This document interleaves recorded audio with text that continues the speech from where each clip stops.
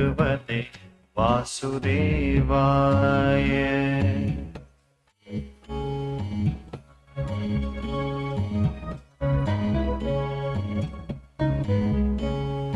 ॐ नमो भगवते वासुदेवाय।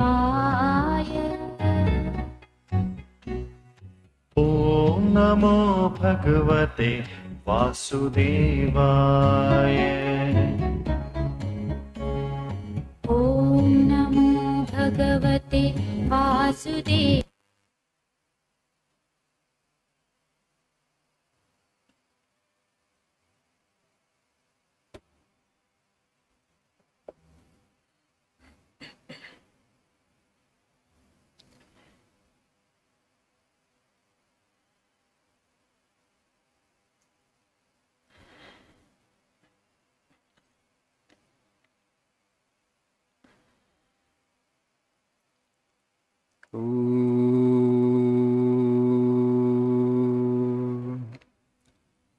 सहनावतु सहनौ भुनक्तु सह वीर्यं करवावहै तेजस्विनावधीतमस्तु मा विद्विषावहै।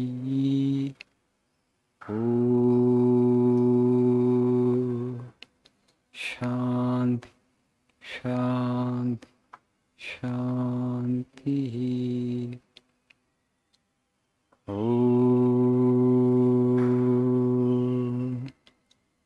असतो मा सद्गमय तमसो मा ज्योतिर्गमय मृत्योर्मामृतङ्गमय। ॐ शान्ति शान्ति शान्तिः।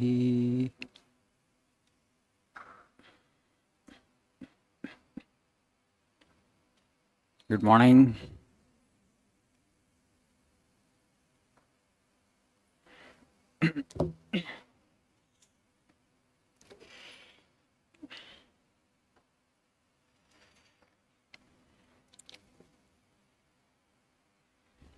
Just now I had a little interaction with a group of young men. They came asking me, Swamiji, you close the reading room for today. I asked why. We want to take all the students, young people there for doing some dharna there. Government is conducting some 3-4 exams on the same day itself.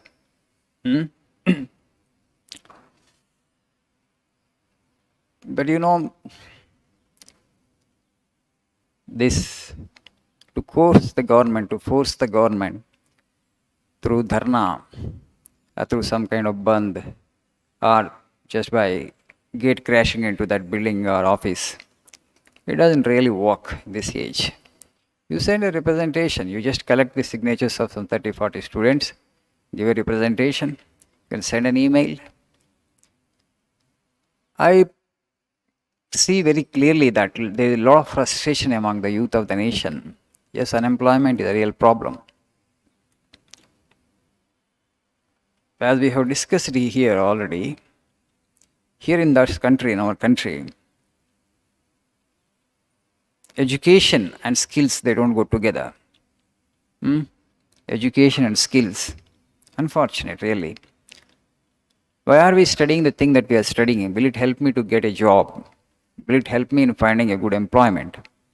We are not thinking in those lines. That's the big problem in this country. Even till date, we are not thought on seriously. So I told the young people, actually, you look for some, self-employment. Why are you looking towards the government? You will only get frustrated. You go and give the representation, you go and give an email. They will say, okay, we'll see. Bas, oh yeah. You want to meet the minister is not available there. He is busy with his party work. You want to meet the secretary is busy with so many meetings. Morning to evening, they attend some 10 to 12 meetings every day. Right? So yes, the problem is, What is coming in the way of your standing on your own feet is your own education, but you don't understand it, you don't realize it. Now I'm a degree holder, I'm a PG holder, and to get this degree and to get this PG, I worked nearly for 20 years. Okay? ఈ degree PG రావటం కోసం I work nearly for 20 years. I should get employment based on this learning only, this certificate only. That's the main hurdle. That's the stumbling block. You forget about that certificate. What I can do, to stand on my own feet. You just think you'll have so many creative ideas, you'll get it. But you are not getting those ideas because you are totally preoccupied with this. I should get employment only basing on this certificate and this knowledge. Just to consider, just to show to the society that I am also an educated person, you have taken one degree or PG from some university. Particularly in our country, it's not necessary that the certificate that you have got, the PG or UG, that from the university, need not help you in getting an employment. You set this aside. What can I do to stand on my own feet? Just think and you will get ideas. 3-4 young people can come together and can approach a bank and bank manager and take some loan for 10 lakhs and you can start something on your own. What prevents you from doing that? Total frustration is there. Even if the government gives a notification for some posts, hardly 300 or 400 posts, some 3 lakh, 4 lakh students are writing. What is the probability to get into their service? Why you get into that area in the first place? Competition, struggle. So competition doesn't really make you, get true fulfillment in life. It only creates frustration, it creates fear, it creates stress, it creates anxiety. To all the great people, if you look at people like Vivekananda and Buddha, okay, they never enter into any kind of competition with their fellow human beings. But unfortunately, we read too much into this Darwin's theory of evolution. I think I have told you this already. Darwin said that struggle for existence and survival of the fittest. Okay? Always there will be limited resources in an ecosystem, and the individuals of the species will compete among themselves for those limited resources.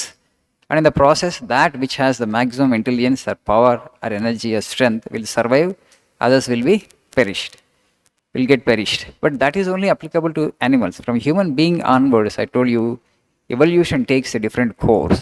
It is intellectual and spiritual evolution. You don't have to compete with any of your fellow human beings to make yourself fulfilled and to achieve the highest that you can aspire or achieve for. You just look at all the great people. For example, Buddha, did he compete with any of his fellow human beings? Just lived as a mendicant. Bhiksha patra pattukoni mendicant ki jeevinchadu. He turned his attention inward, meditated and attained fulfillment. Today whole world worships him. All the great people have done the same. Basically what we are seeking as human beings, we are seeking eternal peace and eternal happiness. Yes or no? Avuna kada? శాశ్వత ఆనందం కోసమే కదా ప్రయత్నం అంతా. Where is it? You don't know. That is the only problem. That is within you, but your attention is focused outward. All the time you think that through money and material things you will be able to achieve a fulfillment. No, that is the fundamental problem with the whole world.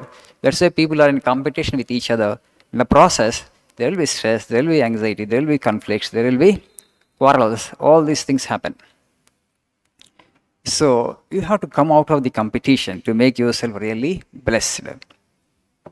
Yesterday also I told this story. In Sufi mysticism, there is a story. Mullah Naziruddin, one day, he was searching for something under a street light. Mullah Naziruddin was searching for something under a street light. Seriously, he was searching. Then a passerby came there and he looked towards Naziruddin. He was searching for something seriously. Then the passerby asked, Naziruddin bhai, what are you searching for? Then Naziruddin said, I lost my finger ring, so I am searching here under the street light. So that person wanted to help him, so that you can find the finger ring quickly.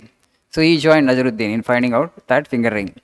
So both of them started searching, but they couldn't find the finger ring. Suddenly the passerby got the doubt.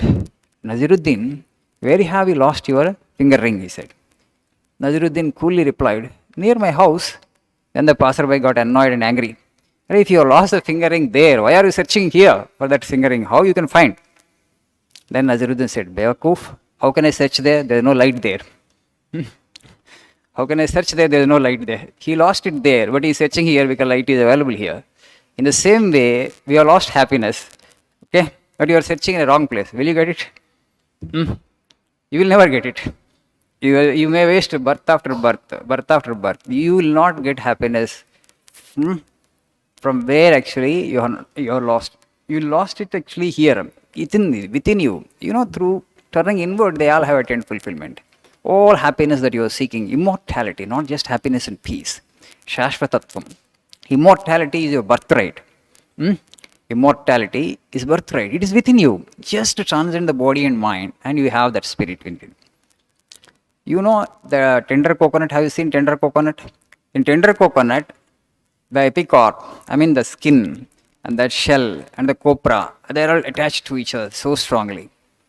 Sometimes this copra is not formed also fully. The right outward coir and then the shell and the copra, they are just completely attached to each other. So when the coconut becomes more mature, ripened, what do you find there? So you can easily peel the coir off. Okay. Then the shell is very clear, hard shell. Then the copra is there. If it is still ripened, completely dried coconut, what you say, inside the copra actually comes off. You can shake it and it makes noise, right? Like that, there is this body, there is this mind, and there is that soul. Three are like overlap like this, completely attached in our case. In a yogi case, what happens? Yogi will detach the inner soul from the body and mind, just like ripened coconut, where you can shake and find a copra inside. For them, actually, body is separate, mind is separate, and consciousness of the soul is separate. And once you touch that emotional dimension, you can just drop the body and mind, and you can be in your true being, which is infinite, which is all blessing, and which is immortal, which is omnipotent, omniscient, and omnipresent. That is the blessed state which we are all aspiring for. But most of the people in the world are struggling towards that goal unconsciously. A minuscule minority is struggling consciously. We're on this great journey already. Everybody is on the journey. The destination is that nirvana or kaivalya. But how to attain that? How to go towards that destination fast? Only when you make the struggle conscious, you will reach that goal quicker. Unconsciously, you're trying to figure out what is my destination. But if you know that clearly that this is the way to go, there will not be any confusion. But the whole world is in confusion. Whole world is in a society in a kind of turmoil because of this. The goal of human life is to reach the truth, is to know the truth. How you can do that? I've already told you the processes: meditation, prayer, repetition of God's name, selfless service. Through this process, you will drop the ego. Once the ego is dropped, the soul in you, the immortal dimension of your personality, will get detached from the body and mind. And then that is total fulfillment. Thank you this much for today.